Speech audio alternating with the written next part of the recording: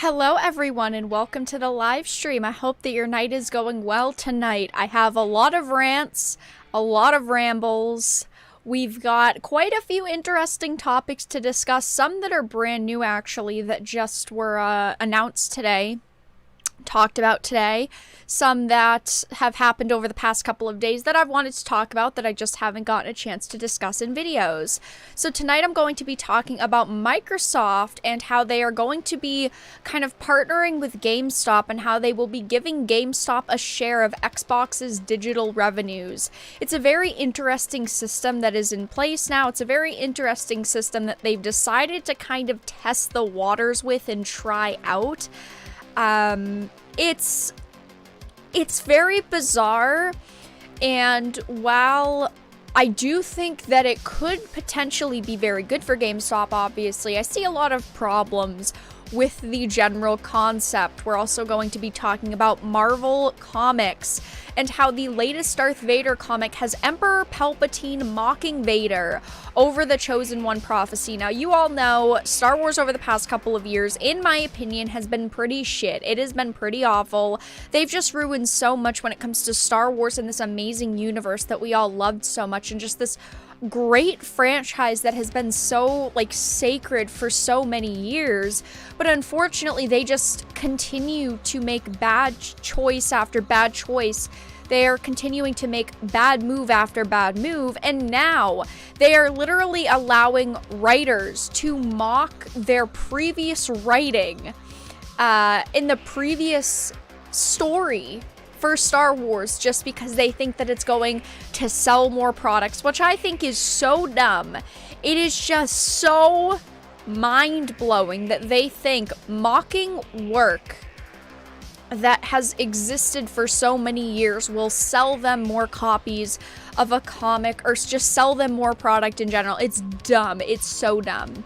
The next topic that I'm going to be discussing is NBA 2K21. Now, 2 months back, almost 2 months, I can't believe that it's already the end of the year, EA had put full-blown advertisements into UFC 4. They wanted to kind of test the waters with how consumers would feel about full-blown ads in-game in the middle of matches, and it went terribly. EA ended up removing it, they ended up apologizing, but now the same thing is happening with NBA 2K21 because it is now getting unskippable ads, but none of these companies ever learn, and they decided to put these ads in the game a month after release, basically so that they could avoid bad reviews for when the game launched. Everyone, well, I don't want to say everyone that wanted the game has already bought it, but a lot of people that already wanted the game purchased it, and they put these full-blown ads in a month after release. And I'm also going to be talking about something that was actually just announced today, just talked about today. Dragonlance's Margaret Weis and Tracy Hickman are now suing Wizards of the Coast for breach of contract. This is a very interesting situation because these are two people, Margaret Weis, and Tracy Hickman. They have been with Wizards of the Coast for so many years now. I mean, they are veterans to Wizards of the Coast. They've written a ton of different things at WOTC, which I'm going to go over the list. I'm going to go over the list once we get to this topic. And they are now suing Wizards of the Coast for breach of contract. Wizards of the Coast has been a really bad company over the past couple of years. They've made a lot of bad moves, lots of bad decisions. Unfortunately, they've kind of gone the SJW route where everyone at their company now is basically, woke. They just want diversity and inclusivity, but they don't think of how they're going to get to that point, so they're trying to exclude people from the industry in the name of exclusivity, which never works. But this is quite a shocking situation, honestly, that Wizards of the Coast, first of all, would breach a contract out of nowhere, as we're going to read, and that these two people that have worked with WOTC for so long in TSR are deciding to take action against them. But I understand after reading it why they're taking action against them. But it's such a surprising situation to see happen. But those are the topics that we are going to discuss tonight. Before we get into them, though, hello everyone. I hope that you are doing well. I hope that your night is going good. Yeah, those are the topics that we're going to touch on tonight. Yeah, the Xbox cake. I like this picture. The Xbox cake it's really making me want cake. Hey, it's my birthday's in a couple of days, so who's gonna get me a custom-made Xbox cake?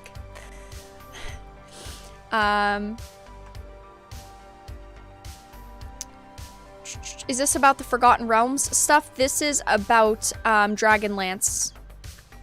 They, from the documents, it appears that in March 2019, a new Dragonlance trilogy was commissioned by WOTC. So it's about Dragonlance. We'll get into that. I'm done with Star Wars. I don't consider any of this canon. Don't care. Honestly, I've kind of given up on anything new Star Wars. The only thing that is new Star Wars that I actually have faith in is the MMO. I know it's EA, so it is very questionable at times. I do overall, though, because I support the game, I pay for the game monthly. I think that they've done a pretty good job when it comes to Star Wars The Old Republic, just because, yeah, there are loot boxes, like in most games now, but they are strictly, cosmetic, and they always have been. They're kind of expensive, but I guess it depends on how much of a collector you are, but they don't actually have anything in-game that's pay to win, and most MMOs now are $15 a month, and you get unlimited access to the game, and it's been that way since, 2011 when the game came out, and I mean, World of Warcraft has been doing it for how many years now, so that's really the only Star Wars product that I kind of believe in anymore, which is sad to say because I've always been a huge Star Wars fan. I've always really loved Star Wars, and I've given the franchise just so many chances at this point that unfortunately it really doesn't deserve. I was someone like many people that thought when, Disney picked up Star Wars and Lucasfilms that it was going to go great, it was going to go dandy. Unfortunately, we see how that's gone. Happy birthday, thank you. It is not my birthday yet. My birthday is next Monday. So if you're a fan of the Monday night streams, next Monday will be a little bit different because it will be my birthday stream. I don't know exactly what I'm going to be doing yet. But yeah, next Monday I'll be here streaming. Birthday. Fun. Probably a video game. I'm 95% sure it's going to be a video game. Now, what video game? I'm not sure. Did anyone play Star Wars Galaxies at any point in history? I never got to playing Star Wars Galaxies. Obviously, they took it offline in 2000, I don't know, 6, 7? So I was, a little bit too young to be playing MMOs.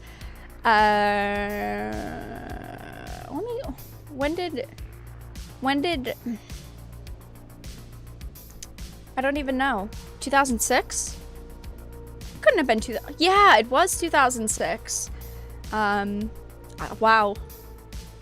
The new Star Wars The Old Republic, that MMO came out in 2011, so I guess there was a couple of years gap there. Get drunk? No, thank you.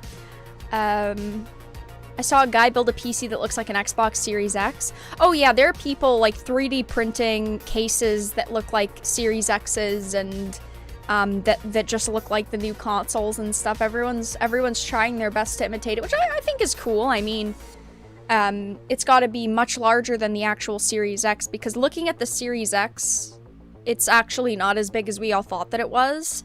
I mean, it's big, but it's not as big as we all thought. But yeah.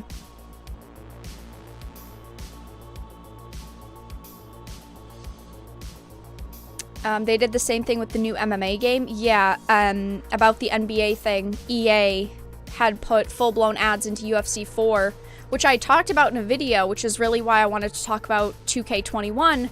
I'm a big fan of following up on previous things, because I'd rather have one topic that I have 50 videos on, thoroughly explaining everything that's going on in a nice, clean timeline, than sporadic videos with like thousands of different topics. I like to follow up on topics that I've previously discussed. I don't think Microsoft knows anything about GameStop and their filthy management. Oh, I 100% disagree. I think that they definitely know what they're getting themselves into. I think that they definitely know that GameStop has done a lot of shady things in the past. Obviously, they know about how GameStop opens games, puts them on the shelf, Even if they're brand new, GameStop employees pre-order products that are limited quantities and then get away with it. They know that GameStop has awful trade-in policies. A company like Microsoft that is offering GameStop a deal like this has to know what they're getting themselves into. I'm really contemplating going in on that Series S payment plan at GameStop. Honestly, if you don't have a lot of games that you want to play, but you want to play Xbox, exclusives, and you want to be able to maybe utilize Game Pass, I definitely think that the Series S is a perfect price. If you are going to be using the system casually, I definitely think that the price tag is right. If you're looking to, just kind of play exclusives, maybe a couple of games here and there off of Game Pass, I think that it's definitely a good machine for the price. I'll post the PC build in the Discord later. Awesome, Ken. I'll have to check it out. I might get the Series X next year because of Halo Infinite. Gosh, I was pumped for Halo Infinite, I'm gonna be honest. And then after seeing that gameplay during the event, like 3 months ago now, I don't know. I want it to be good. I've been a huge fan of Halo. Well, I wasn't a huge fan of Halo 5, but I've been a huge fan of Halo for forever now, and unfortunately, it's trash now. I hope that Infinite comes out and it's good. They polish it more, they fix it more, it looks better graphically, plays good. But yeah, looked like trash. How's the music volume, you guys? I hope that the music volume's good. It should be good. I've been fiddling around with settings. Why would I do that? I hate the store deals where you get extra game content for buying a game at a certain store. Yeah, I personally dislike that as well. I agree. Yeah, that Halo was infinitely disappointing. Okay, Lauren. Okay. Halo 2 is still the best. No, I you know what? Yeah, I was gonna say Halo 1, but yeah, I agree. Halo 2 is the best. Everyone usually says Halo 3 is the best. I disagree. I thought that Halo 3 was okay, but Halo 2, yeah, I'd have to say Halo 2 is actually the best. Definitely. It's a toss-up, personally, for me, between 1 and 2, just because I feel like 1 was so iconic. It was so unique. But, yeah, Halo 2 has to be it. GameStop is a huge liability for something like Microsoft. I'm surprised GameStop hasn't been sued. Over what? Over just being a bad company? You can't sue a company just because they're a bad company, unfortunately.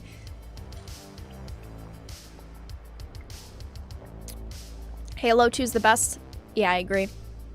Alright, you got... Oh no, Jamie. I was just about to get in the first topic and then I saw your comment. Thinking new Halo games would be good. Would be a reach. Oh no. Oh man. Okay. You guys think you're so funny. Okay, jeez. Alright, that was I'll give you that one, Jamie. That one was pretty good.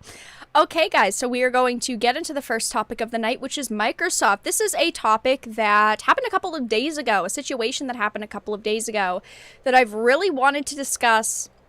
And there was just other things that I wanted to talk about during those days. So I thought that I could talk about this here because this could potentially be a game changer for GameStop. So this is an Ars Technica article. Microsoft will give GameStop a share of Xbox's digital revenue. Now, at first, the announcement was just that Microsoft and GameStop were partnering together in some way. This wasn't actually brought up until the day after that initial announcement. So at the time, we were all kind of wondering what this partnership could mean. Everyone was speculating that Microsoft wants to do a ton of stuff and change the stores. Microsoft wanted to, use the stores as their main hub, and Microsoft was basically going to take these stores and, raise GameStop from the ashes. But now we actually know that Microsoft will give GameStop a share of Xbox's digital revenues, which is a very interesting situation, a very interesting arrangement by these companies.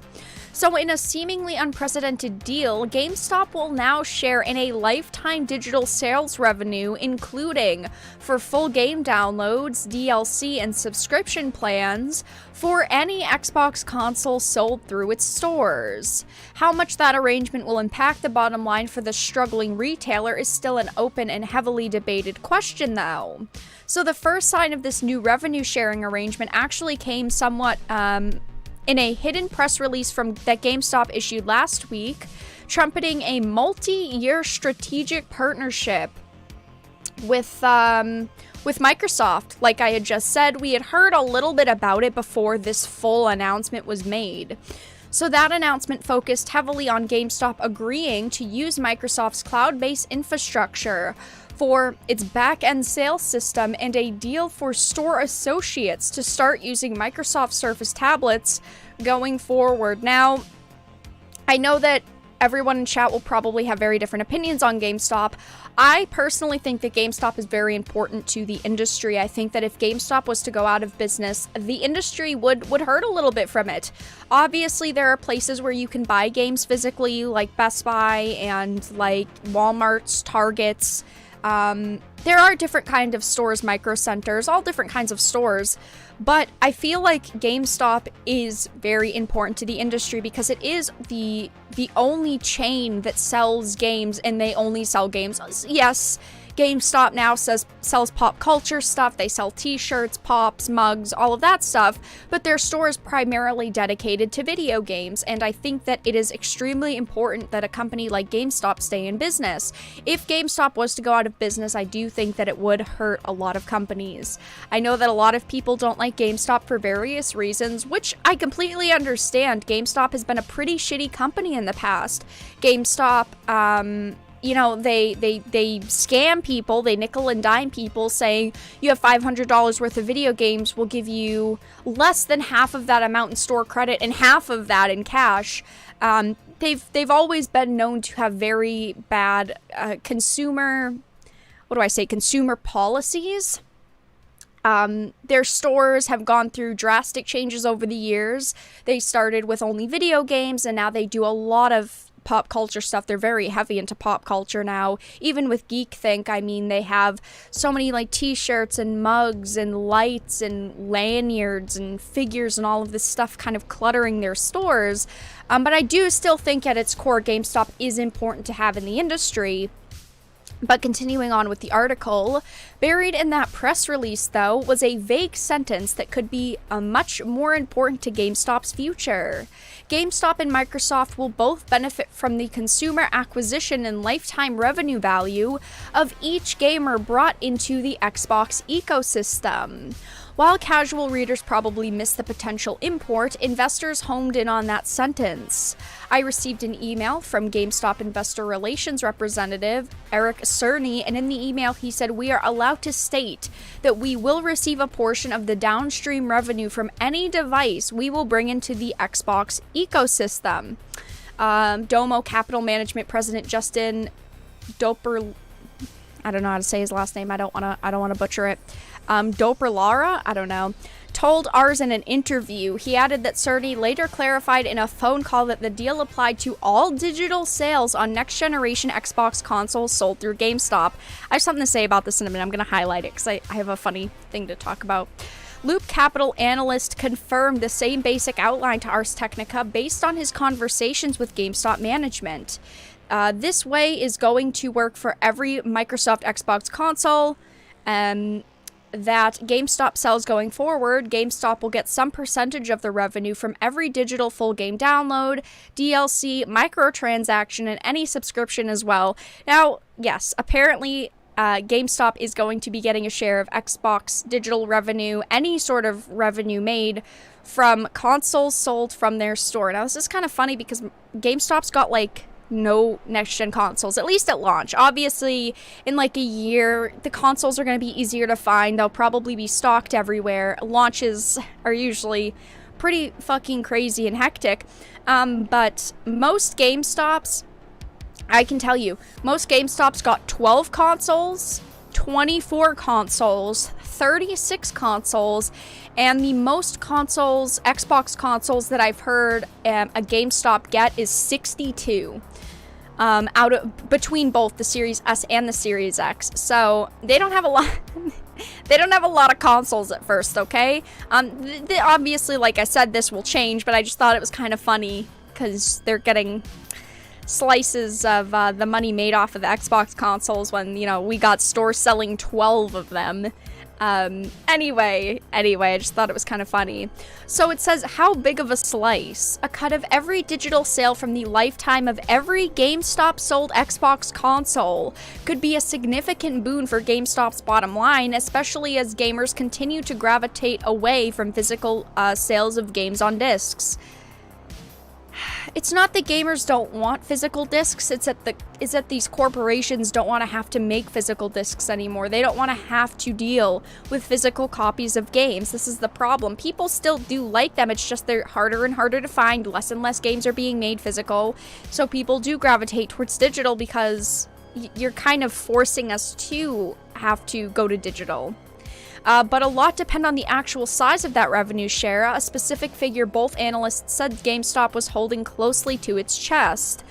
Someone who has been rather bullish on GameStop since last year estimates that GameStop's cut could run anywhere from 1 to 10% of all digital revenues for those consoles, a share that he said materially could be quite large, especially as time goes on. I would like to say that basically GameStop has to hope that companies will get greedier and greedier. They have to hope that companies are going to put more microtransactions into games, that they're going to sell more DLC, that they're going to sell more product. That's the only way that this could blow up for GameStop. Yes, this can potentially make GameStop a lot of money. This can potentially be extremely good for GameStop. I'm not saying that this is some big failure, but if they're getting a cut of anything bought digitally from the Xbox, they basically have to hope that these companies are going to put out more and more and more product, especially with the way that GameStop is going right now and how they haven't been doing good in the past couple of years. So, cutting in GameStop just makes sense if Microsoft wants the massive retailer to market its systems as an important point of sale. GameStop sells a lot of consoles, he told ours. You don't want them to not be pushing one of your devices. Maybe they push Xbox more than the PlayStation, thanks to this deal. Maybe not. For him, though, arguments about GameStop's console marketing might not hold a lot of water. He likened the console wars to the US political system. Just as the vast majority of voters already know if they're Republicans or Democrats, the vast majority of gamers already know if they want a Sony system or a Microsoft system going into the store. I mean, yeah, this is just literal information research. Literally, they're comparing it to, I just want to say, he's comparing it to the US political system because people are just doing their research. I feel like politics is much more complicated because politics, there's so many people involved in politics. It's not just like one politician versus one politician. No. You're looking at the one main politician and then the people behind that politician. It's a tree branch. But with consoles, you're literally just saying people actually research what they want before they go and buy it. Wow, no shit, Sherlock. You are so smart. You are the smartest analyst that I've ever heard. He continues, though, if you're a gamer, you're not asking them, what console should I buy? This isn't completely accurate because there are people who do go into GameStops and ask which console should I buy because they don't follow gaming news. Not every gamer instantly follows gaming news. Yes, a lot of gamers do follow gaming news. They know what they want before they go and buy it. But let's also think about parents. Parents make up a huge portion of people buying consoles. Parents for their younger kids, their teenagers. Sometimes they don't know. Sometimes they'll go into a store and say, what do I buy? He wants this. Is this the best deal? Is this the best console? I don't necessarily agree with this comment. I get where he's going because he's saying most people kind of just know what they want before they go and spend $500 on a console.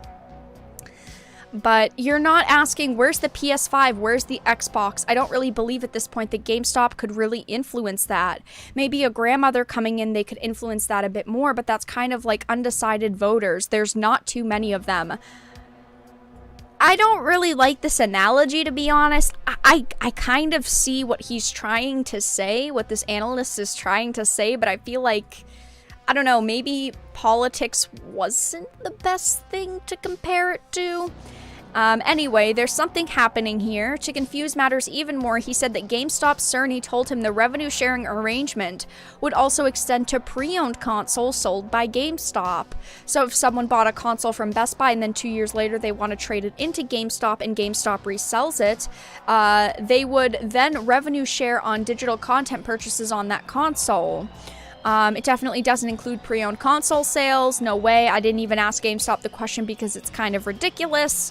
I don't know. I still feel like if you're a journalist and you're asking questions, ask all of the questions. Don't just leave them out because you think that you know the answer. But they go on to say what it is ain't exactly clear. Wow. That's proper English. The fact that neither Microsoft nor GameStop is trumpeting the deal, nor revealing the precise size of the revenue share even to investors, also suggests that there's not a significant amount of revenue involved. If you read the press release, the sort of vague mention of revenue, if that was a big deal, you'd make that the lead. They didn't, and it makes me think that it wasn't the lead. Ultimately, there are a lot of things that we don't know about this deal. We don't know how much revenue share GameStop is going to get. We don't even know how this is going to work. How are they going to track each one of these consoles? So how do they know that, like, it's very confusing. We don't know how Microsoft is going to track that, unless they're tracking like numbers that when one is sold, it gets input into a system or something. We don't ultimately know. I'm sure that when we eventually hear about the system and how it works, it's going to sound much easier, but we don't know about that. We don't know the share of revenue that GameStop is ultimately going to be getting. And yes, there are other perks beside this because, like, now there's Microsoft's cloud-based infrastructure for its back-end sales system, which I think is great. And there's also a deal for store associates to start using Microsoft Surface tablets going forward. I definitely think that this is good. You know, if you're going to try to keep a store alive, you want the newest technology, you want it to be as easy as it can be for associates. And if they expect more people to be coming into the store and making more of an effort to go to the store instead of digitally purchasing something or going to Best Buy, I think that Microsoft figures we might as well just give them some of our current technology, make them look a little bit more professional, especially if they have a lot of trust in this deal and a lot of faith in this deal. Now, Microsoft, going in on this, obviously they know what they're doing, but this does sound a little bit questionable in my opinion.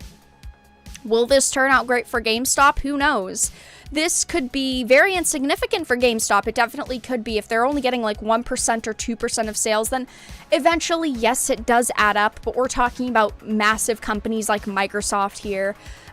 So to them, literally giving GameStop 2% of revenue or 3% of revenue is nothing to them, and it will never mean anything to them. But ultimately, we don't know the share of revenue that they'll be getting. We don't know any of this information, how they're going to track the consoles, but I will definitely keep you all updated in case we hear about this anymore. I'm sure that we will probably in the future, but with Microsoft ditching their physical stores, with Microsoft closing all of them? Have they closed all of the Microsoft stores? I know they've closed a lot of them.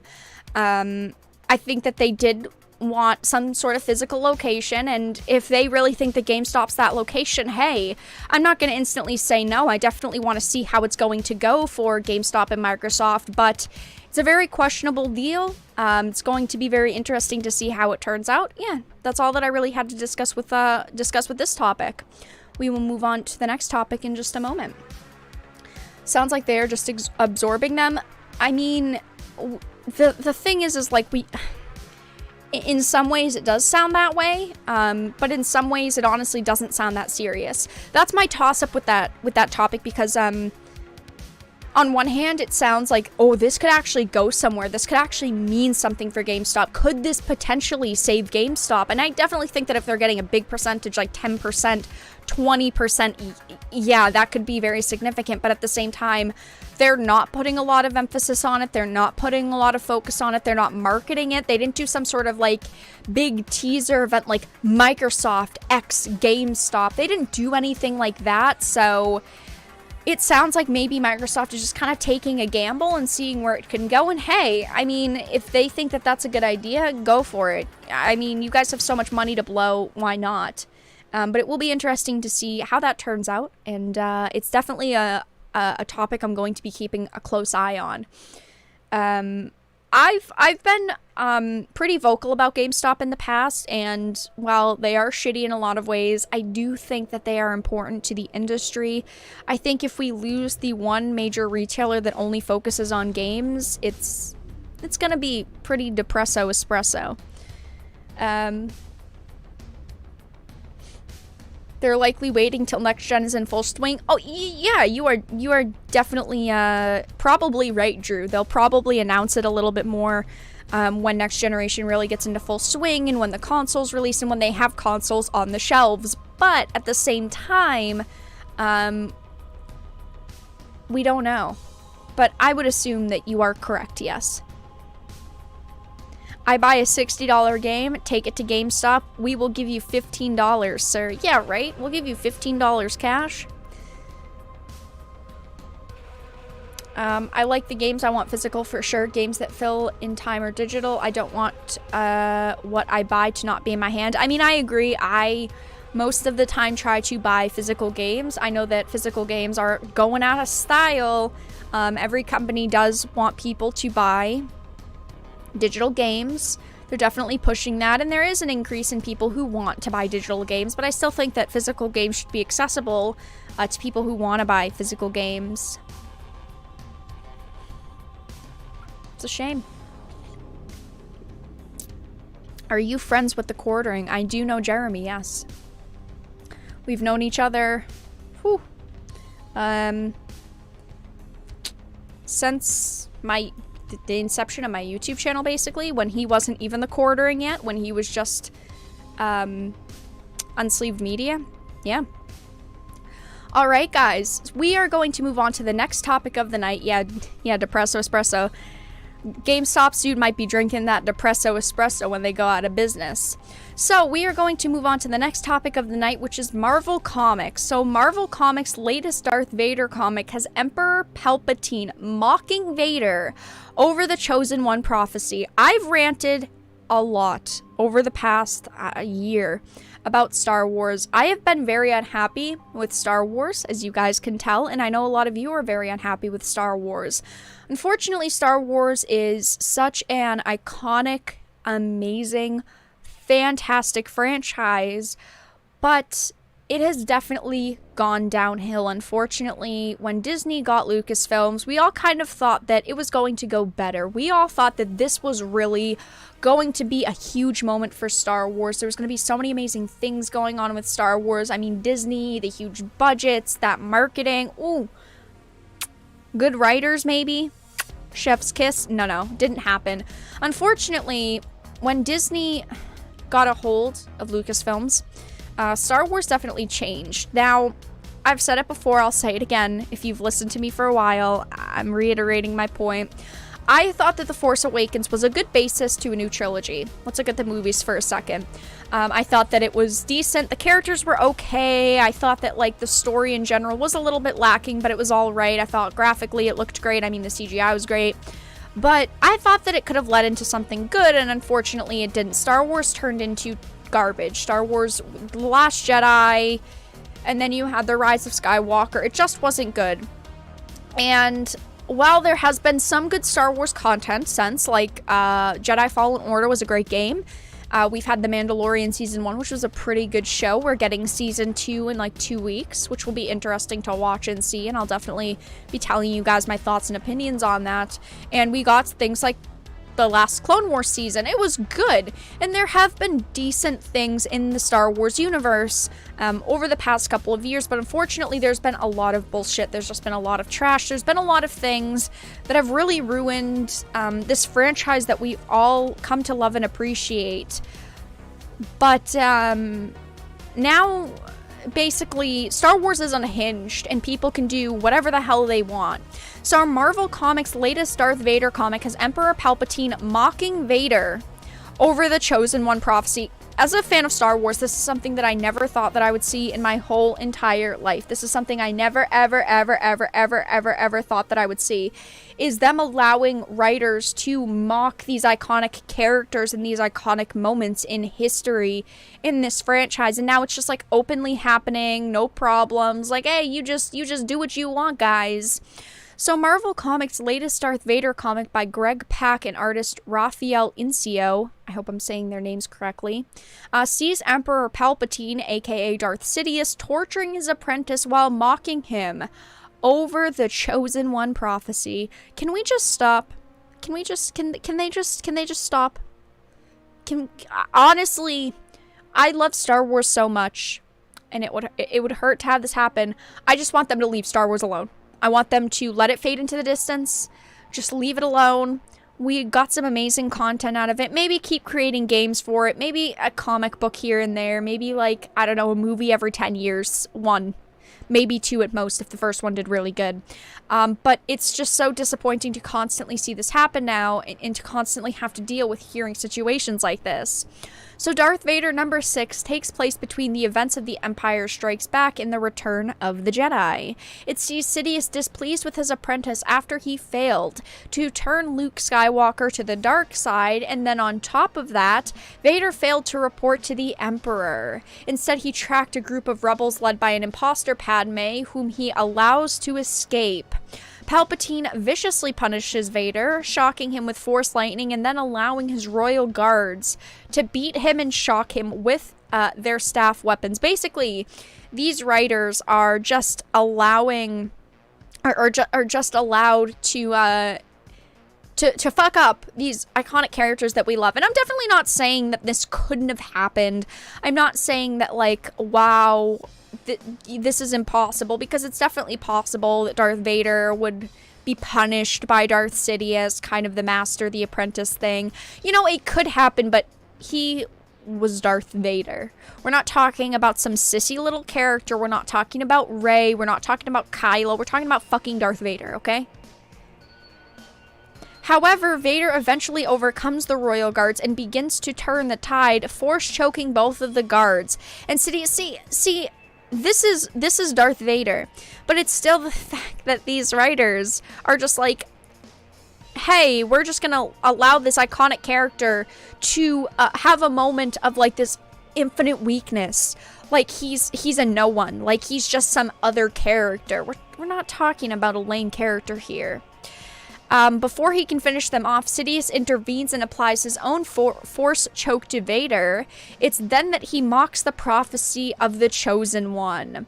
Sidious tells Vader, "How does it feel, Lord Vader, to be so weak, to feel such pain, to know such fear?" The Emperor continues, "But how can this be? You were the Chosen One, were you not? Destined to bring balance to the Force. But who chooses the Chosen One, and why could they not chosen another? You are but a tool, Lord Vader."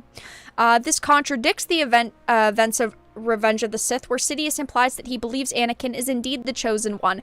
They're literally just continuing to fuck up anything that exists in the universe.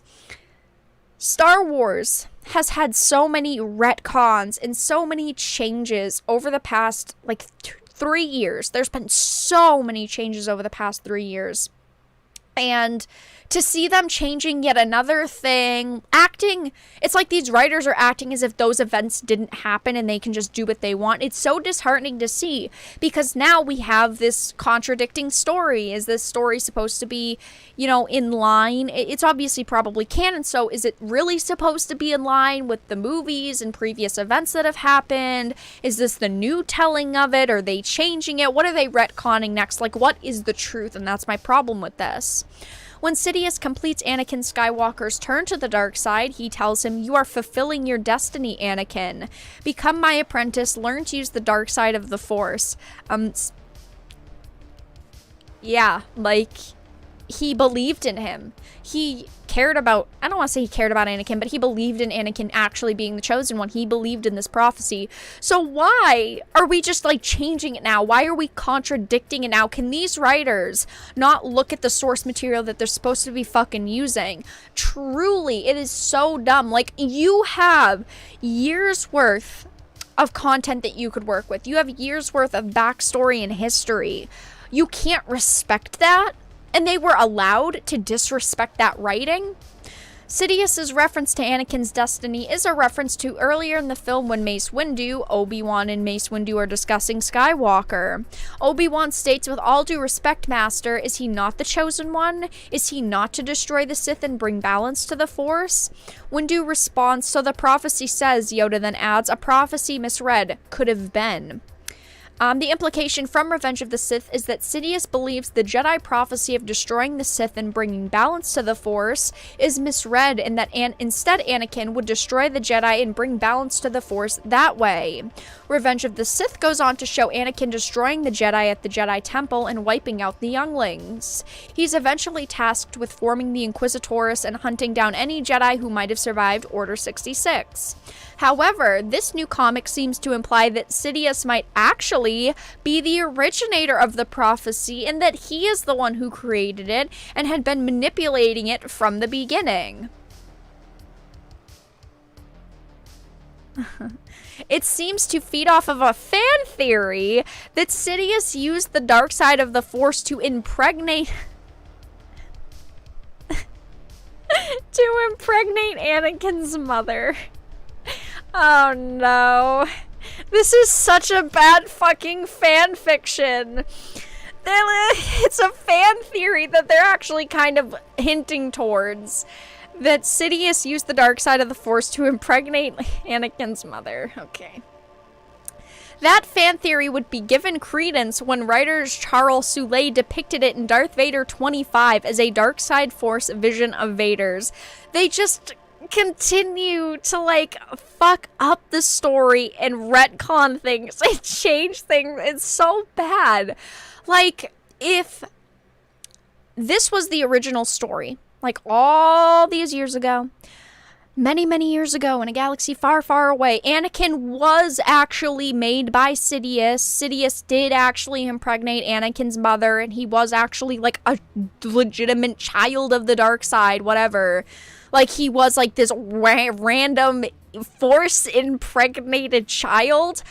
Like, that could be interesting if we knew that 20 years ago. If we knew that 10, 15 years ago. You guys know what I'm saying? But that wasn't the original story, and now they keep twisting the original story, so now it sounds ridiculous. If this had originally happened, maybe it wouldn't have sounded so ridiculous, but now it just sounds like such a dumb idea. And again, I'm a huge fan of Star Wars. I've loved Star Wars for most of my life. But hearing them continue to ruin this franchise is just, it does really tick me off, because they just keep ruining things that they shouldn't be ruining. Oh, okay. Yeah. It's just, why? Really, why? However, Sidious is not the originator of the prophecy, and we know this because the Clone Wars animated show also examines the Chosen One prophecy and confirms that Anakin is indeed the Chosen One. Another contradiction. Are they going with that he's the Chosen One and that it was just random? Are they going with Sidious as the originator of the prophecy? They keep changing stories, so we ultimately don't know.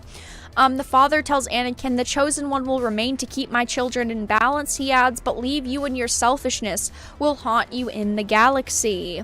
The father is much more of an ancient being than Sidious and predates him. To imply that Sidious is the originator of the prophecy doesn't make sense at all, given the father knows about the prophecy and confirms that Anakin is the fulfillment of it.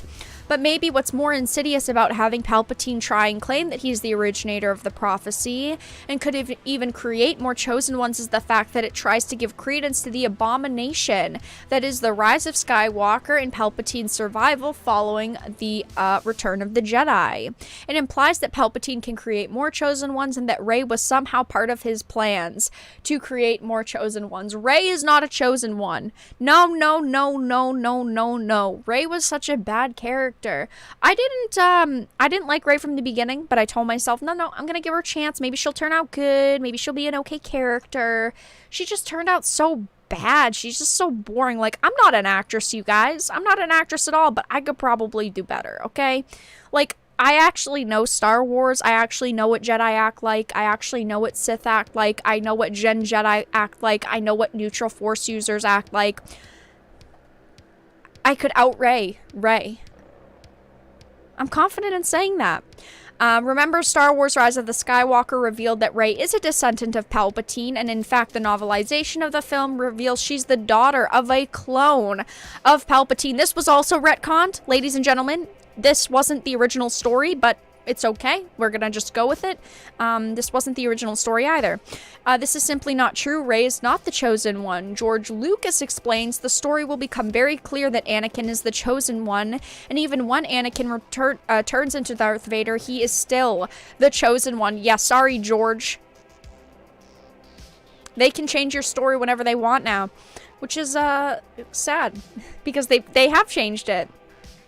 Lucas states it simply, the prophecy is that Anakin will bring balance to the Force and destroy the Sith. He becomes Darth Vader. Darth Vader does become the hero. Darth Vader does destroy the Sith, meaning himself and the Emperor. He does it because he's redeemed by his son, so the prophecy is true. And by doing that, he redeems himself and goes from being Darth Vader back to being Anakin again. Yeah, this was many years ago, George. Things have changed. And I know that the article obviously is referencing this because this was his original story, and I definitely think that they should have stuck to his original story, but unfortunately they didn't. They keep changing things. It's so dumb that they keep retconning things and they keep like mocking their own content. They're allowing these writers to continue to mock it, and as Grimm says, these writers have destroyed everything that was canon in Star Wars, and now it's so confusing to even know what's canon. As someone who follows Star Wars very closely, while yes, I understand what's canon and what's not canon most of the time, because there are a couple instances where I've been like, what the hell? For most average people, they don't know what's canon anymore. They hear one thing on the internet, they hear another thing on the internet. It's very confusing for this to be Star Wars currently, but that's, you know, all that I really had to discuss with it. I'm constantly discussing Star Wars. This isn't the first time, not gonna be the last, but it's just so disheartening to hear that they continue to ruin these amazing characters and these amazing storylines just because they can, basically. It's like they don't have a bigger picture here. They don't actually know what they're reaching towards, and I understand that that can happen when you have individual writers doing things and they're not coordinating. And sometimes comics do definitely stray from the original stories. They'll add context that they end up uncanonizing. But this is off-the-wall bonkers with the theories that they're going with in books now and in these comic books. But that's all that I really had to discuss with this topic. We will move to the next one in just a moment. But wow, Star Wars destroyed. It's so sad to hear. Oh, really quickly, I want to show you guys something. So this is bounding into comics. Look at the ads that are on the side. Look at the ads. Okay, do you guys see that? Redbubble, what are you trying to sell me? So I see 2 KOTOR posters, which legitimate. I see a New World shirt, which is kind of cool. Then there's a shirt that says Clinton, Bush, Obama, Trump. How does that make any sense? And then there's another one of Putin holding a baby. Thank you, internet. I've had enough of you for the day. Definitely not going to be buying any of those, but very, very interesting choice of what you're trying to sell to me, internet. Thank you. I appreciate you.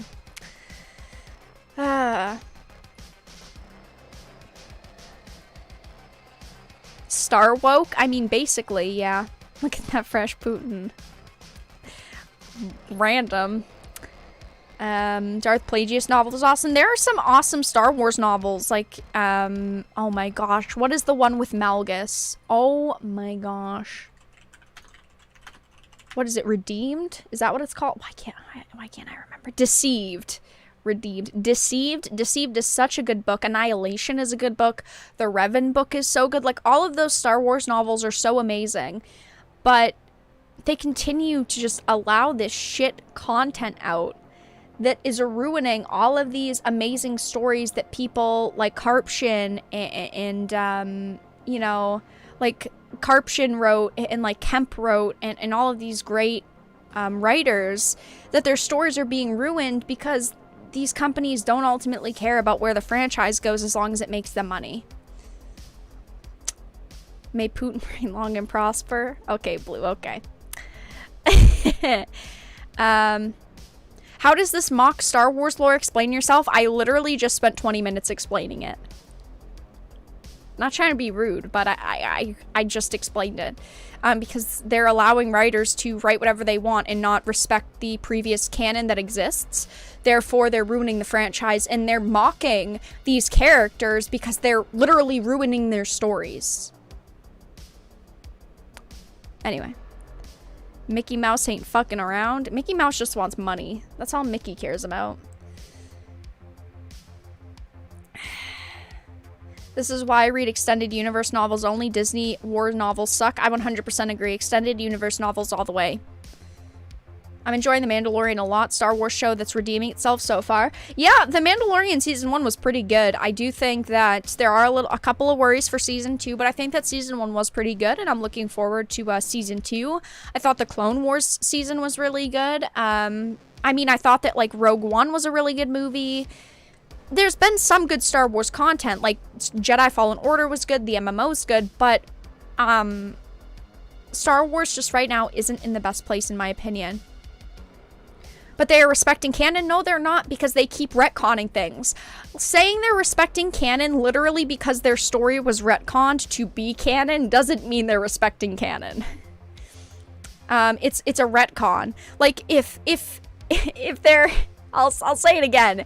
If they're changing the canon to be this story and they're overlapping previous canon, that isn't respecting canon. It's all about printing more money. Yes, 100%. Star Wars should make a movie about Jar Jar Binks. Honestly, no. Like, the Jar Jar memes are funny. It is funny, but I don't honestly want them to make any sort of humorous Star Wars content if they're not going to also level it out with making good Star Wars content.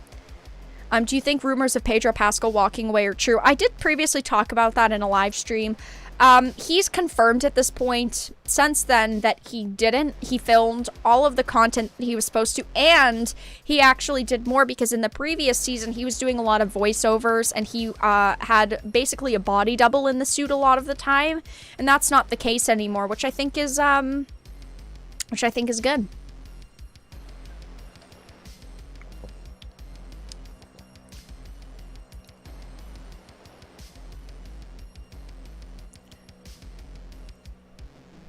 Bro, I'm not about to listen to this chick rant for about 30 minutes just to tell me what she thinks in one. Because I gave in-depth thoughts, but that's okay. Alright, guys. We don't need another Star Trek Lower Deck. Please don't. Please don't. We don't need that. Alright, you guys. We are going to move on to the next topic of the evening, which is NBA 2K21. Now, the situation with NBA 2K21... is not good.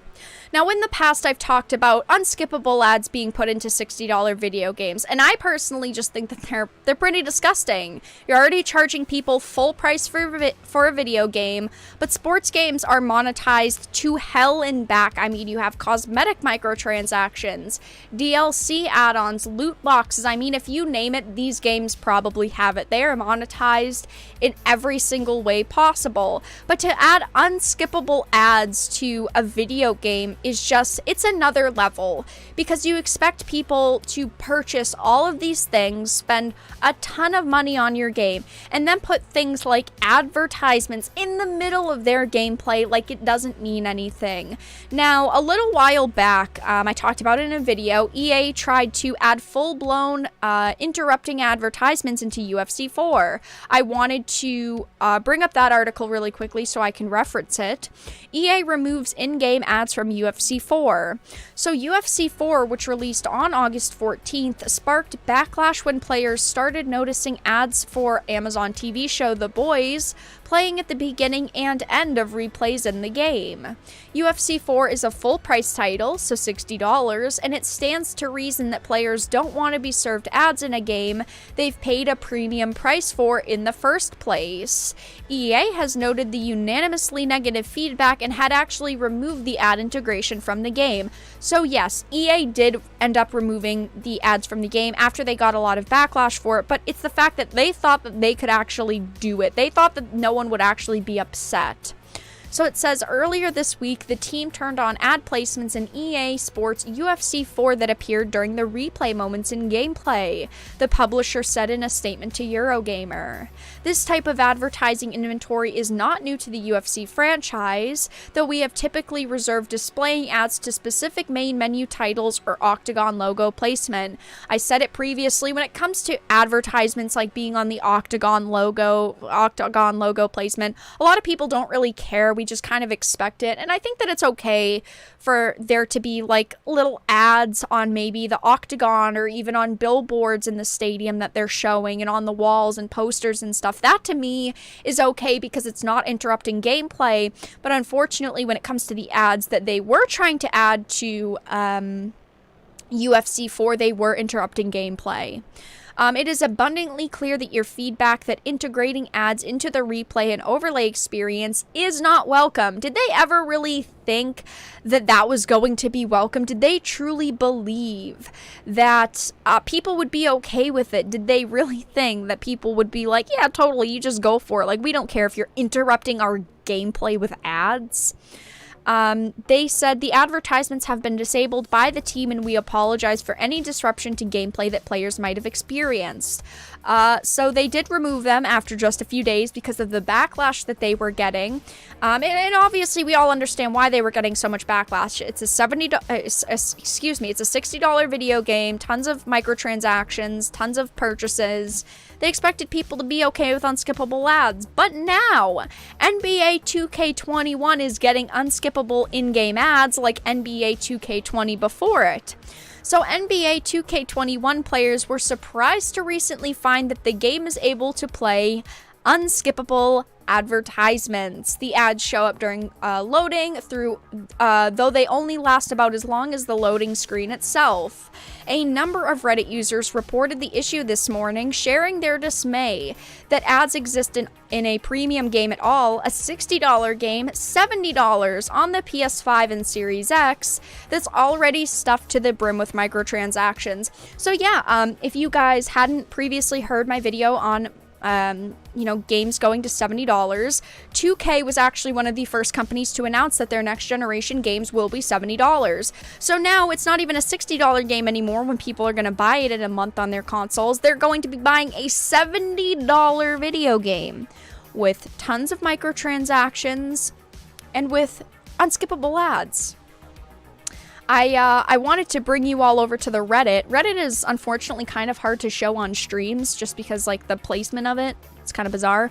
But the post that was originally made has, almost 1,200 upvotes. 2K under fire for adding unskippable in-game ads to the full-price NBA 2K21 a month after release. Now, I don't play a lot of games like this. I'm not someone who purchased NBA 2K21. I had no plans to purchase it. So I wanted to see what people were saying about it because obviously, if I don't play it, I need feedback as to how other people feel about it. But unfortunately, no one's happy about it. So the top comment, which has, over 500 upvotes, says it is especially scummy that 2K waited an entire month after release to start adding in-game ads. They waited until all of the reviewers and critics were done with the game, so they couldn't criticize these aspects in their review. I hate companies that act scummy like this, and this is such a scummy move, especially by 2K. You're releasing a game, but you wait a month to add in bad features and these bad things that would have affected the review. So you decided, hey guys, we're just gonna wait like a month to put cats knocking things over, to put these awful features into a game, and just kind of hope that the people will buy it, read the good reviews, and then they won't care in a month when these features are launched. If it was the first non-consumer friendly move 2K made, I would be like, whatever, but it seems like they consistently and constantly add new additions to their yearly releases that are scummy. I mean, EA does the same thing with EA Sports. There are many companies that actually have tried this and do scummy things. And here on the channel, I constantly try to call it out. I constantly try to point out issues that are happening in the industry like this, even though though I don't play these games, I still care for the people who want to play the games and who care about it. I still want to make an impact and say, hey, a lot of people are unhappy. This isn't okay. So they continue with examples such as the slot machines and drop the ball mechanics in my team to making it more costly to progress in my career just shows how terrible this company has become. Someone else continued on with also how my team feels like every change they made was to increase cash flow. The agenda was created just so we have more reason to buy packs. Auction houses never had this problem where you see cards that were already sniped still on the block. But this year we do somehow. They did that to slow down attempts to cheat their system, same how they patched Blacktop VC. Only one thing on their minds, and that's how to keep building their empire of cash. And ultimately, yes, they are a company. Every company just wants to make money. Most companies just care about their bottom line. They don't really care about people's experiences with games. They just want to make as much money as they can. They don't care, which is very heartbreaking to hear, because as someone who cares about the industry, who wants the industry to be healthy, obviously we don't want that to be the case. We want companies to have developers who are passionate about creating games. We want these companies to truly care about the product that they're putting out. But it's companies like this and EA and, even to a point Activision Blizzard that ruin the reputation of all of these good companies, because it makes us not have trust in them. If 5 companies out of the thousands that there are do shitty things, but they're the 5 biggest in the industry, we're going to look at every other company as if they have another motive. And that really isn't fair, because there are genuinely amazing companies out there, but then you have companies like this sprinkled in that are massive, and they're massive because they've done shitty things. Some other people said, let's scroll down a little bit. This won't stop until people stop buying the game. I was a 2K addict, but stopped getting the game 2 years ago. Don't regret a thing and don't miss it. It is a shame to hear people say, I used to love this franchise. I want to play this franchise, but because of the monetization, I don't play it anymore. People shouldn't feel like, how much money am I going to have to spend if I buy this game to win and to be good at the game? People should just be able to pick up a game, buy it for $60 or $70 and just play it and never have to spend another dime and just enjoy themselves. But instead, we're all worried about these ways that companies are like trying to get to us and get in our brain and kind of get more money out of us. And it makes people not even want to buy their favorite franchises. And I understand why. Grim says they need to make money, but when they completely give up on people having good experiences, the money will end because they will not want the product. Exactly. Let's read we'll read a couple more. Someone says, same here, game is ass. Stopped having fun very early in 19 and just bought 20 a little bit ago on sale for $15 to play offline Dynasty. Haven't bought 21 and don't intend to at all. Even regret buying 20 to be honest. Still check here to see if it ever gets fixed. I love basketball. This wouldn't even bother me if the online/core gameplay was good, which they're saying it isn't.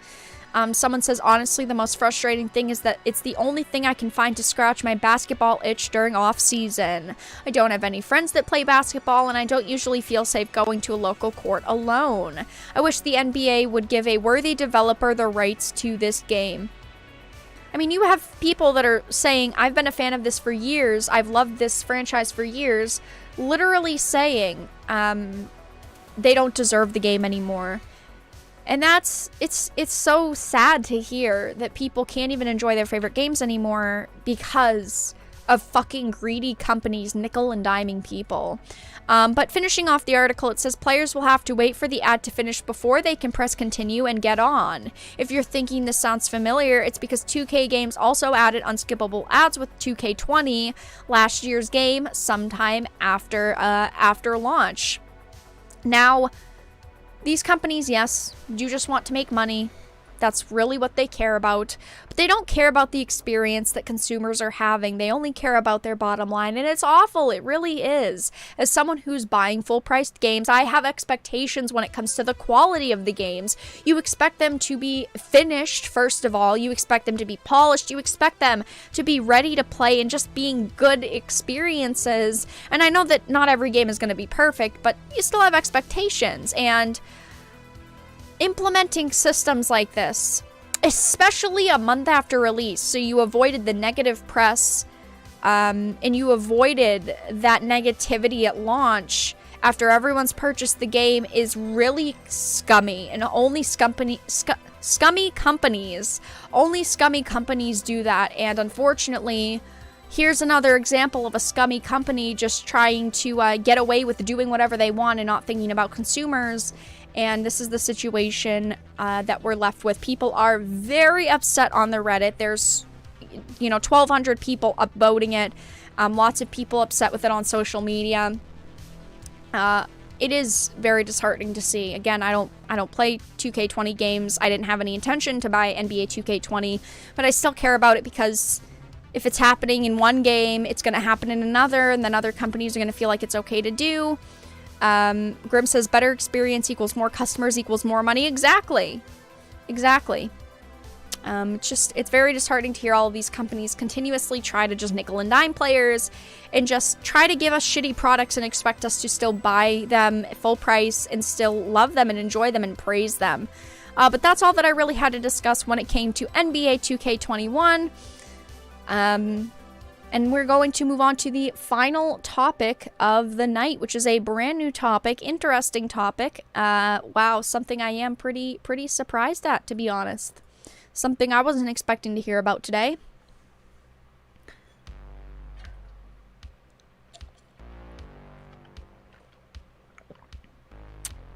Scumpanies? Yeah, scummy companies. I should trademark that real fast.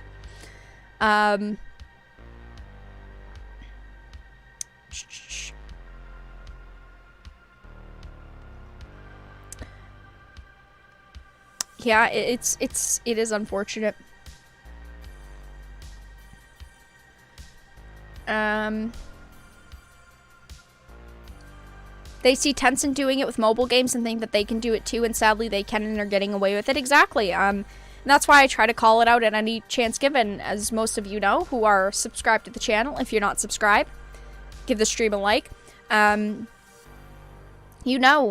I do my best to call out companies that act this way in situations like that, and there are other people that do too, but not enough people do, in my opinion. I think that more people need to be calling it out, need to be making a deal out of it, saying this isn't okay, and trying to get companies to realize that acting shitty isn't going to sell you any more. It's not going to sell any more games. It's just going to upset more people, and then you're going to lose consumers.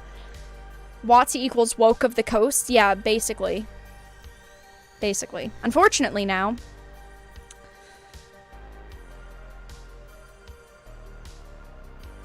Did you already talk about the Star Wars lore mocking? It just came in. Yes, I did. You can rewind the stream. The video will be up afterwards. The stream will be up as a video, I should say. So you can definitely go back and watch it. Oh, don't bring up Marvel's Avengers game. Bad game. Bad. We don't talk about that around here. Even though I have in the past. Dragonlance was one of the bedrock worlds of Dungeons & Dragons, going back to Advanced Dungeons & Dragons First Edition in the 80s. This is such a shame. I haven't played NBA 2K since 17. I used to love the franchise, but got so sick of the grinding. I'm guilty of 1 year spending $200 on microtransactions. I mean, if you enjoyed the game, see, that's the problem with microtransactions, is if you enjoyed the game, then you shouldn't have to regret supporting the game. And companies have made it so hard to just support them. Like, they've made it so difficult for consumers to enjoy themselves. Like, you're coming in here saying that you regret it, and that's sad to hear, because you shouldn't have to regret spending money on something you enjoy, but at the same time, you look back at it now and you're like, wow, that was a bad move. I mean, I used to play the WWE games. I used to purchase them year after year. I was into WWE for a few years, so I purchased the game a couple years in a row, and then eventually it got to the point with microtransactions and just shitty gameplay, reused gameplay. I decided to not support them anymore. I mean, I definitely understand how that feels. I mean, not in the case of, like, NBA, but in the case of other sports games. Yeah, definitely. Don't forget, orcs are racist, right, everyone? Right.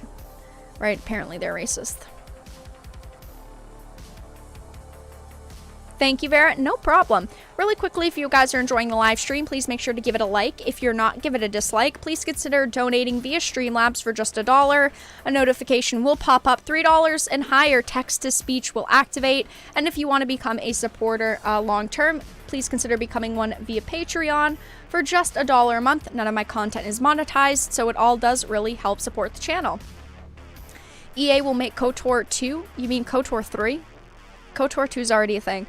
KOTOR remake, please. And please, don't add microtransactions. Orcists? Oh, no.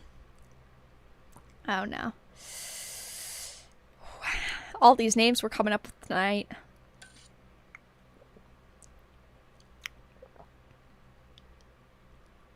Hey, I encourage people to dislike if they really dislike it. Go ahead. It's all sport anyway, my friends. I appreciate it. Also, you guys, really quickly, a couple of months ago, I had pre-ordered from I Am 8-Bit Untitled Goose Game, the lovely edition for the Nintendo Switch, and apparently it shipped today. So, I'm about to have some Untitled Goose Game in my hands. Physical edition, baby. Woo! I've been excited. I was wondering about that the other day. I was thinking to myself, am I ever gonna get that? And I knew it was sometime in November. Apparently it's shipping a little bit early. Alright, you guys, so we are going to move on to the final topic of the night. So, this is actually something that broke today. This is something that was announced today and talked about today, which is very shocking. Dragonlance's Margaret Weiss and Tracy Hickman are suing Wizards of the Coast for breach of contract. Now, I am a huge fan of a lot of things that Wizards of the Coast has. Dungeons and Dragons, Magic the Gathering. Wizards of the Coast used to be a good company. Fortunately, over the past couple of years, Wizards of the Coast has gone very woke. They have changed their products a lot. They've pandered to different audiences than the ones that actually purchased their game, but filed October 16th, 2020, so 3 days ago at this point. This lawsuit was filed in the U.S. District Court. From the documents, it appears that in March 2019, a new Dragonlance trilogy was commissioned by WOTC. Weiss and Hickman wrote a book called Dragons of Deceit, and then WOTC terminated the contract in August 2020. The suit asserts that the termination was unlawful and violated multiple aspects of the license agreement, and it goes on to assert that the reasons for the termination were due to WOTC being embroiled in a series of embarrassing public disputes whereby its non-Dragonlance publications were execrated for racism and sexism, and moreover, the company itself was vilified by well-publicized allegations of misogyny and racist hiring and employment practices by and with respect to artists and employees unrelated to Dragonlance. Oh my goodness. Whew, that's a lot of things. So, Wizards of the Coast over the past couple of months has had quite a few controversies. They had an employee that is black come forward and say that there was a lot of racism in the company. There were a lot of people making a lot of very inappropriate jokes to him. There has been a lot of controversy over things like the orc debate. People talking about orcs, the big debate of are orcs racist, and then it gets into a deeper conversation. Wizards of the Coast changing orcs, Wizards of the Coast changing how alignment works in D&D. I mean, just a lot of things. Wizards of the Coast, again, has gone woke, and they haven't gone broke yet, but they have gone woke, and they have been kind of embroiled in quite a few controversies, especially over the past 3 months. Now, if you don't know who Tracy Hickman is, I wanted to bring it up for you all. I don't even know if you guys can see this. Honestly, Wikipedia is shit. Wikipedia is bad. So, Hickman had many jobs before joining TSR in 1982, including working as a supermarket stalker, a movie projectionist, a theater manager, a glass worker, and a television assistant director. Together, Tracy and Laura wrote the original versions of the modules, Pharaoh, publishing them privately. Pharaoh was originally published by Daystar West Media in 1980, and in 1981, Tracy entered into a business arrangement to produce an arcade immersion game, but his associate disappeared, leaving the Hickmans with $30,000 in debt. Tracy approached TSR with the modules Rahaja and Pharaoh literally so that I could buy shoes for my children. TSR bought the modules but wanted to hire Tracy as well. And then we get into Dragonlance. As he was traveling from Utah to Wisconsin to join TSR, Hickman conceived the idea of a setting to make dragons fearsome once more. At TSR, he found other creators who were interested in his project, which he called Project Overlord, and Harold Johnson became the project's biggest promoter to upper management and convinced Hickman to expand his initial idea of a 3-adventure trilogy. And then, of course, Hickman and Weiss wrote Dragons of Autumn Twilight and the rest of the Dragonlance Chronicle series. As you can tell, they have been working together for a very, very long time. I mean, they are core to D&D. As it says, novelist Hickman left TSR in 1987, having collaborated with over 30 novelists with Weiss. So together, they've done quite a lot of things. There is a big list here, and I am going to put it into chat in case you guys are interested in reading more about this pair, but they are core to D&D. They are core to what it has become and what it started as. So that's who they are. The employee that accused WOTC of racism was even more woke than WOTC, if you believe that they've gone on the clout chasing train. Yeah, unfortunately. WOTC is woke. A lot of the people that work there are woke. It's SJWs eating SJWs alive. But going into the lawsuit that was filed in the U.S. District Court and the information that we see, nature of the action. Margaret Weiss and Tracy Hickman, collectively with Margaret Weiss LLC, plaintiff creators, are among the most widely read and successful living authors and world creators in the fantasy fiction arena. Over 35 years ago, plaintiff creators conceived and created the original Dragonlance universe, a campaign setting for the Dungeons & Dragons role-playing game, the rights to which are owned by the defendant. In Dungeons & Dragons, gamers assume roles within a story and embark on a series of adventures, a campaign in the context of a particular campaign setting. As it starts out with saying, they are some of the most widely read and successful living authors in the fantasy fiction arena, and I 100% agree with that. I mean, they are core to D&D. They have written so many important things that we love and appreciate. Let me move this a little bit over. 2. Plaintiff creators' conception and development of the Dragonlance universe has given rise to, among other things, gaming modules, video games, merchandise, comic books, films, and a series of books set in the Dungeons & Dragons fantasy world. While other authors have been invited to participate in creating over 190 separate fictional works within the Dragonlance universe, often with plaintiff creators as editors, Weiss's and Hickman's own words remain by far the most familiar and saleable. Their work has inspired generations of gamers, readers, and enthusiasts, beginning in 1984 when they published their groundbreaking novel, Dragons of Autumn Twilight, which they launched the Dragonlance Chronicles trilogy. Their books have sold more than 30 million copies, and their Dragonlance world is arguably the most successful and popular world in shared fiction, rivaled in the fantasy realm by only the renowned works created by J.R.R. Tolkien, which do not involve a shared fictional world. And within the Dragonlance universe, plaintiff creators have authored or edited 31 separate books, short story anthologies, game material, and art and referencing books in a related series of works, all dedicated to furthering the Dungeons & Dragons / Dragonlance brand. This is why it sounded so baffling. Thank you for the $5 donation, Oran. I appreciate it. This is why it sounds so baffling to hear, and this is why I was so extremely kind of confused by it at first, because these are two people who have been working on D&D since the beginning. They are core people when it comes to Dungeons and Dragons, and to see the headline that Dragonlance's Margaret Weiss and Tracy Hickman are suing WOTC is shocking. Continuing on, though, 3. In or around 2017, plaintiff creators learned that defendant was receptive to licensing its properties with established authors to revitalize the D&D brand. I'm just going to call it D&D, or else I'm going to be saying Dungeons and Dragons 20 times over.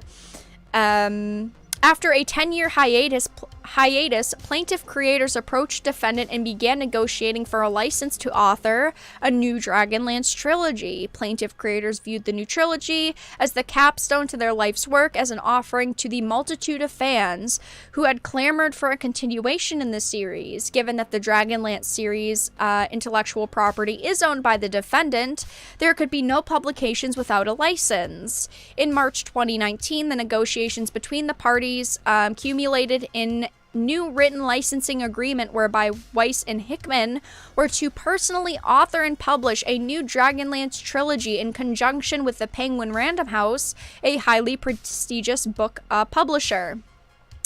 By the time the license agreement was signed, defendant had a full overview of the story and story arc, with considerable detail of the planned trilogy. Defendant knew exactly the nature of the work it was going to receive and had pre-approved Penguin Random House as the publisher. So WOTC agreed to it, it all sounded good, it was all fine, and then by June 2019, defendant received and approved a full outline of the first contracted book in the trilogy, and by November 2019, the publisher accepted a manuscript for Book 1. Plaintiff creator in turn sent the Book 1 manuscript to defendant, who approved it in January of 2020. In the meantime, defendant was already approving foreign translation rights and encouraging plaintiff creators to work on the subsequent novels. So 6. Yeah, there's a lot. During the development and writing process, plaintiff creators met all contractual milestones and received all requisite approvals from defendant.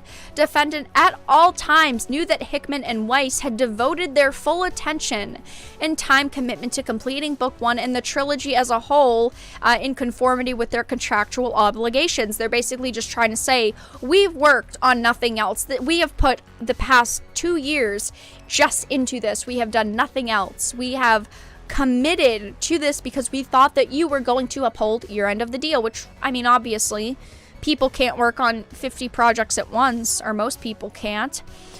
So we go to 7. On or about August 13th, 2020, defendant participated in a telephone conference with plaintiff creators' agents, which was attended by defendant's highest level executives and attorneys, as well as Penguin Random House executives and counsel. At the meeting, defendant declared that it would no longer approve any further drafts of Books 1 or any subsequent works in the trilogy, effectively terminating the license agreement. No reason was provided for the termination. This is huge. No reason was provided. In any event, no material breaches or defaults were indicated or existed upon which to predicate a termination. The termination was wholly arbitrary and without contractual basis. The termination was unlawful and in violation of multiple aspects of license agreement, and the termination also had the knowing and premeditated effect of pre-included publication and destroyed the value of plaintiff creators' work, not to mention their publishing deal. Why did one of my videos randomly pop up on YouTube? Thanks, YouTube. Not to mention their publishing deal with Penguin Random House. So we have number 8. Defendants' acts and failures to act breached the licensing agreement and were made in stunning and brazen bad faith. Defendant acted with full knowledge of its unilateral decision would not only interfere with but also would lay waste to the years of work that plaintiff creators had to that point put into the project. Wizards of the fucking Coast. Wizards of the Coast. So, let me take a sip of my drink real quick. There's a lot of reading, yeah. So it says 9. As plaintiff creators subsequently learned, defendant's arbitrary decision to terminate the license agreement, and thereby the book publishing contract, was based on events that had nothing to do with either the work or plaintiff creators. In fact, at nearly the exact point in time of the termination, defendant was embroiled, now this is WOTC, was embroiled in a series of embarrassing public disputes whereby its non-Dragonlance publications were being looked at for racism and sexism. I remember when this was happening, everyone was kind of chewing at WOTC for a bunch of different things, like the orc situation. Moreover, the company itself was vilified by well-publicized allegations of misogyny and racist hiring and employment practices by and with respect to artists and employees unrelated to Dragonlance. Plaintiff creators are informed and believe, and based on thereon allege, that a decision was made jointly by defendant and its parent company Hasbro Incorporated to deflect any possible criticism or further public prompt told me to do it. Outcry regarding defendants' other properties by effectively killing the Dragonlance deal with plaintiff creators. Thank you so much, Oren, for the $5 donation. I appreciate it. The upshot of that was to inflict knowing, malicious, and oppressive harm to plaintiff creators and to interfere with their third-party contractual obligations, all to plaintiff creators' severe detriment and distress. So yes, they are basically saying that because Wizards of the Coast was going through so much scrutiny, they decided to preemptively cancel their projects. Now, the only thing that I can think of right now, quickly reading this, because I quickly read this before the stream, obviously, is that maybe this book had something in it that was a little bit controversial. Maybe the story was going to be controversial, and WOTC preemptively decided to cut their losses. They figured, we're just going to cut our losses here. We don't think that this is going to work. With how much we've been scrutinized over sexism and misogyny and all of the conflicts that they've been in, it sounds like they preemptively decided we're going to cut our losses and we are just going to we're just going to end it here. We're just going to end the project here. But it's not that easy, Wizards of the Coast, because this doesn't say how much they're looking for. But I had heard in another article, let me see if I can find it, that Hickman and Weiss are looking for like $10 million.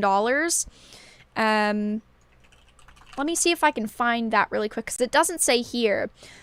But from what I read, they're looking for $10 million. Which, obviously, to Wizards of the Coast, is $10 million a lot? No. But it's still $10 million. Hold on one second. I'm trying to find it, because it doesn't say here, so I don't know. I had seen numbers. Let me find it really quickly. Professional. Yeah. So I initially saw $10 million, and now I'm seeing from a Bounding into Comics article that they're saying could cost Wizards of the Coast over $30 million. Now, they don't say exactly how they're getting those numbers, so obviously I'm going to take them with a grain of salt. But it says that they are also seeking in excess of $10 million for their claim that they are in breach of implied duty of good faith and fair dealing. I couldn't find that number anywhere besides their quote. They don't have it linked where it says that amount of money, and I don't see it here. But yeah, Wizards of the Coast is currently being sued for breach of contract, and I don't know, honestly, what Wizards of the Coast was thinking. Maybe, like I said, they thought that they could cut their losses, that maybe this book or this series had something that was controversial, maybe some main points, main themes that were controversial, that maybe people would have exploded at, and they figured, with how sensitive people are now, we're going to cut our losses. But now they're getting sued. Good fucking job, Wizards of the Coast, honestly. Like, Wizards of the Coast was a good company. Grim says maybe the book wasn't woke enough. What they consider controversial doesn't mean it's real. Very true, Grim. Very true. We don't know. We have no idea, and that's obviously why this pair is suing Wizards of the Coast, because they're saying that it was the license agreement was broken in stunning and brazen bad faith, which it sounds like it was, because they don't know why it happened. I mean, I'm honestly still a little shocked to hear this, You know, you have these two writers that have worked for them for forever, that are central to what has been created for Dungeons and Dragons, and suddenly they're fed up with Wizards of the Coast. Matterhorn says settlement probably and it'll go away. How the game is usually played. I mean, true. What did WOTC do? So Margaret Weiss and Tracy Hickman are suing WOTC for breach of contract. I will post this archive in chat for you guys in case you want to read it yourself, because there is a lot that I just read, but I posted it in chat for you all. I mean, honestly, yikes. Let me go to the original. Let me go to the Reddit post that I initially saw it from, so I can read you all some of the initial impressions that other people are having surrounding this. Let me boop right here. So, someone said, this could actually be a huge deal. Maybe not in terms of WOTC actually cleaning up their act, but fucking over decades-long collaborations over entirely unrelated Twitter crybabies. Doesn't make them look good at all. 100%. This post has 187 upvotes. This should have way, way more because this is so true. This could be a huge deal. Grim says, what is controversial to an SJW is just everyday life to a normal person. Very true. I should specify that. It's the SJWs eating the SJWs alive. It's the SJWs saying, this is controversial, when, to me and you, it's probably not. Someone said, they aren't directly WOTC employees, but they've done commission/contract work on and off for them. Tracy and his wife were creative consultants of Curse of Strahd, which they wrote the first original of. It says, edit, fixed and dumb. It says someone said Margaret Weiss still sells Dragonlance at Gen Con every year. I got her to sign a copy of the first 3 Dragonlance books compilation. Tracy Hickman and his daughters used to do panels at Gen Con 2 using Hickman's Dragonlance clout to get people to attend. Someone said, according to point number 9 of the complaint, it says, in fact, at nearly the same exact time as I read, defendants were embroiled in a series of embarrassing public disputes whereby its non-Dragonlance publications were being looked at for racism and sexism. Someone quoted, at each step, plaintiff creators timely accommodated such requests and all others within the framework of their novels. And then the response was, and that's where they fucked up. They gave the wokeists an inch. And from another comment says, from what is in the complaint, I'm not sure that they had much of a choice. It sounds like the contract required the novels to meet with WOTC's approval since WOTC owned the intellectual property. And that is true. Obviously, things did have to be approved by Wizards of the Coast. And they did, as it says, end up changing quite a few things that they initially wanted. But, I mean, we don't know anymore right now. We don't know where this will go. Will WOTC make a statement on this? Probably not, no. Probably not. I mean, Wizards of the Coast, they don't care. I mean, they only care when they think it's going to make them money. Do they think responding to this is going to make them money? Probably not. SJWs are allergic to joy. True. Interesting. We'll have to give this a read later. Yeah, there's a lot. I did take a couple of minutes to read it all. But it is surprising to see Dragonlance's Margaret Weiss and Tracy Hickman suing Wizards of the Coast for breach of contract. I did try to look on social media. No one's made any statements yet. WOTC hasn't made a statement. Margaret Weiss hasn't made a statement. And Tracy Hickman have not made a statement. No one's talked about this yet. So if they do make statements, kind of come out, talk about it a little bit more, I will 100% be talking about it in a video or in another stream. But that's all that we really had to discuss with that, just because there isn't much more to discuss. Like I said, the numbers being rumored that like this will cost WOTC like $10 million and upwards of $30 million. Those are all just speculation. There are no numbers that I can find on the internet with proof to back it up. I mean, even the Bounding into Comics article doesn't actually have any references. They just have quotes, but I didn't see any anywhere online that have the numbers. But I mean, this basically just says defendant was fully license agreement would mollify the millions of dollars to which plaintiff creators were entitled to from their publishing contract. Obviously, they're going to get millions of dollars out of this. One way or another, WOTC is in the wrong. It sounds like. And we don't know how many millions of dollars that could be. That could be 10 million, could be 30 million, who knows? But they were obviously entitled to a lot of money here that they're not going to be getting, because WOTC decided, hey, we're going to try to cut our losses while we can, even though, haha, WOTC, you just screwed yourself over. But that's all that I really had to discuss with that topic, and those are all the topics that I had to discuss for the evening. We talked about Wizards of the Coast being sued, 2K under fire for adding unskippable in-game ads to their full-price 2K21 game a month after release. Marvel Comics' latest Darth Vader comic has Emperor Palpatine mocking Vader over the Chosen One prophecy, and Microsoft, the webpage isn't loading, Microsoft will give GameStop a share of Xbox's digital revenues. I am going to move to the Q&A portion of the stream, so if you guys have any questions or topics you would like me to discuss relating to the stream or otherwise, please feel free to put them into chat now. I would be happy to answer them. Thick Boy article, yeah, that was a lot of reading. Hasbro is based in Rhode Island. Yes, they are. Yep. Yeah, Hasbro is not Chinese or Japanese. They're based in Rhode Island. It's always funny how they turn on each other. SJWs are eating SJWs alive. Even here, it says that they wrote books, and they did make changes to their books that WOTC wanted, so you know what they'd probably be changing. They're probably trying to make it more SJW friendly, and now they gave into that. Unfortunately, they said, yeah, we'll change what you want, and it says that they made several alterations to the books, or to the one book so far, and Wizards of the Coast still terminated the project. They still are being sued for breach of contract. SJWs are constantly eating SJWs alive, and that's not going to change. Do you remember when 2K was a good company? Yeah, neither do I. Yeah, honestly.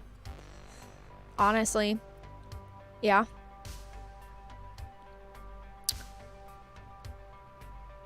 You know they're going to lose even if they're in the right WOTC have money to throw at strong lawyers. I don't think so.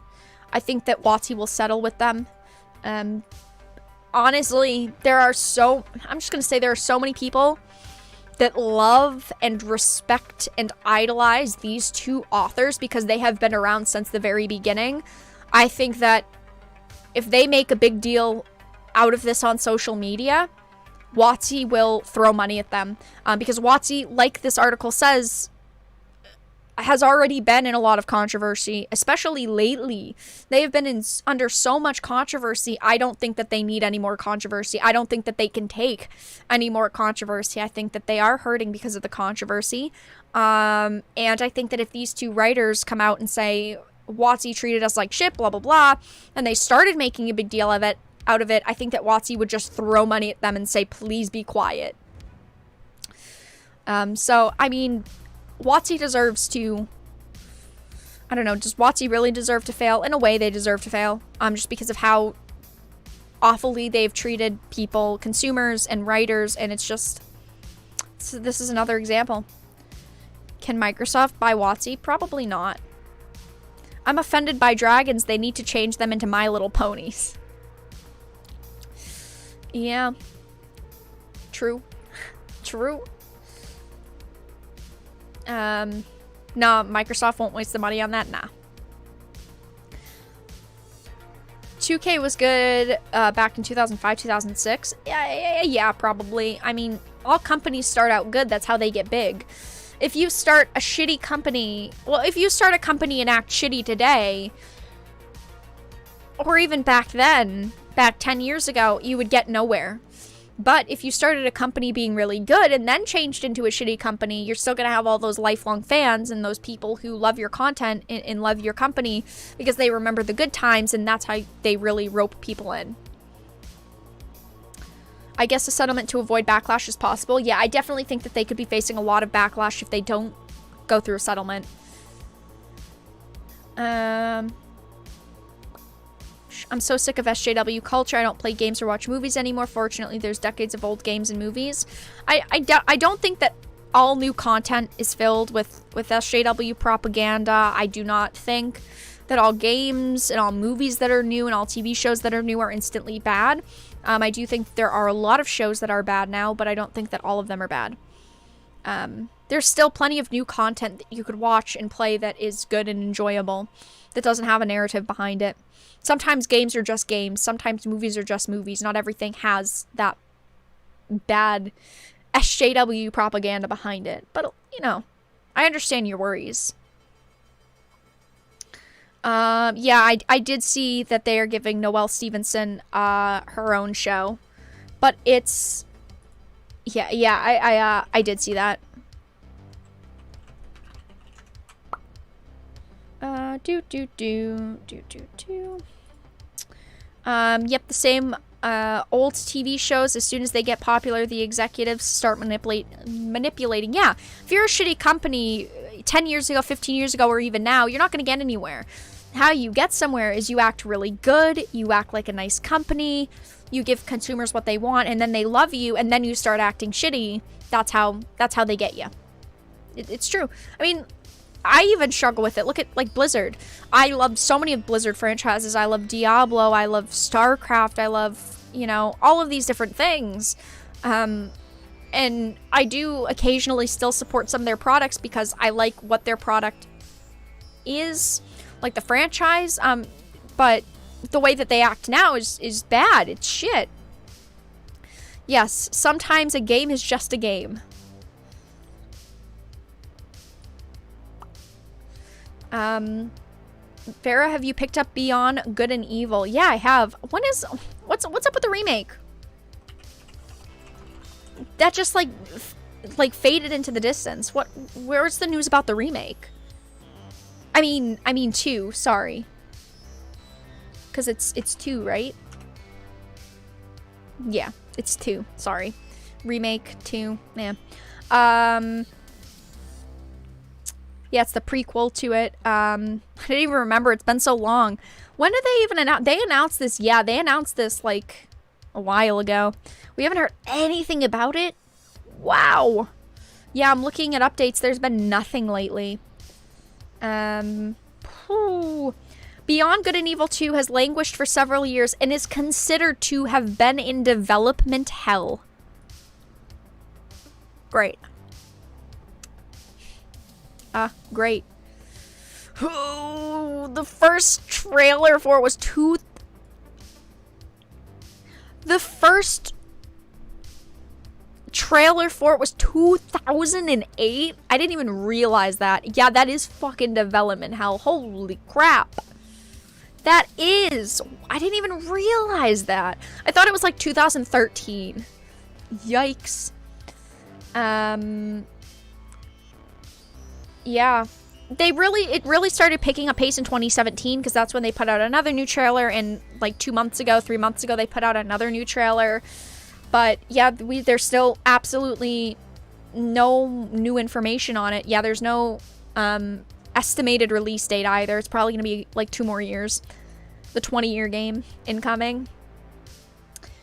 Yeah, sorry, Beyond Good and Evil is in a bad situation. The studio boss snapped. He got crazy. Yeah, it's true. Wow. Games these days. I signed up for the beta years ago. Wow. I didn't even realize it had been so long. Really quickly before I end the stream, there's 82 of you here. Thank you for stopping by tonight. I do appreciate it. Can you like the stream for me? We've got 94 likes. Can we get to 100, please? I see you, you lurker, eating your potato chips, drinking your soda. I see you. You eating your pre-Halloween candy because Halloween's not even for another 2 weeks. I see you. Please like the stream. I won't judge. I won't judge you for eating your Halloween candy because I've already eaten my Halloween candy too, but that's not the point. I just need you. Okay. We're 98 likes. 2 more of you. I see you, 2 lurkers. I see you. Thank you. Thank you, guys. I appreciate it. We're at 100 likes. See, that wasn't so hard. I appreciate it. Oh, no, 102. Thank you, guys. Thank you so much. Dead Island is done. They leaked the source code online, did they? 2008? Yeah, 2008, guys. The game started 2008. Wow. Damn it. Called out. Yeah, Jason, I'm sorry. I called you out. Buzz says I'm eating chocolate eyeballs. See, I knew. 110. All right, thank you, guys. Nigma, thank you for the like. Gregory, thank you for the like. Why do I always forget to like until I'm told? You better like the stream or you're banned. Thanks, Vera. First time here, enjoyed it. I always love your point of view. Well, thank you for stopping by. I appreciate it. Almost every single Monday, I do discussion streams, and then I play games throughout the week. Next Monday will probably not be a traditional discussion stream. I want to give you all a heads up. Next Monday is my birthday, so I'll probably be playing a variety of games. I'm not sure what I'm going to be playing yet, but I will let you all know probably like Wednesday. But yeah, next week will not be a traditional discussion stream. Maybe I'll have like half of a discussion stream, half gaming. I'm not sure yet, but I will let you guys know. But thank you all so much for stopping by tonight. I do really appreciate it. 114 likes. I appreciate all of you lurkers so much. Thank you a ton. Just listening at work? Well, awesome. I hope that the rest of work goes well for you. Alright, so I'm going to end the live stream here. Thank you all so much for stopping by tonight. I do appreciate it. If you are not already part of our Discord, please make sure to join it. We are very active there. I do chat with you all there as well in case you have any questions. If you want to support the channel, please consider becoming a Dark Titan via Patreon for just $1 a month. I do really appreciate it. None of my content is currently monetized, so all of the support does really help. Lots of new games coming out, lots of new equipment coming out, lots of new content. You know, that's just how it goes. But also make sure to follow me on social media. I have Twitter, I have Parler. Like I said, we have Discord, open to anyone. Anyone can join. You don't have to be a supporter. There is a supporter only chat, but anyone can join the Discord. Yeah, birthday stream next Monday. It will be the birthday stream. And of course, I'll be streaming this weekend through the week. But yes, next Monday will probably not be a traditional discussion stream. But I'm going to end here. Thank you all so much for stopping by. Thank you for the 116 likes. I appreciate it. And have a fantastic night, everybody.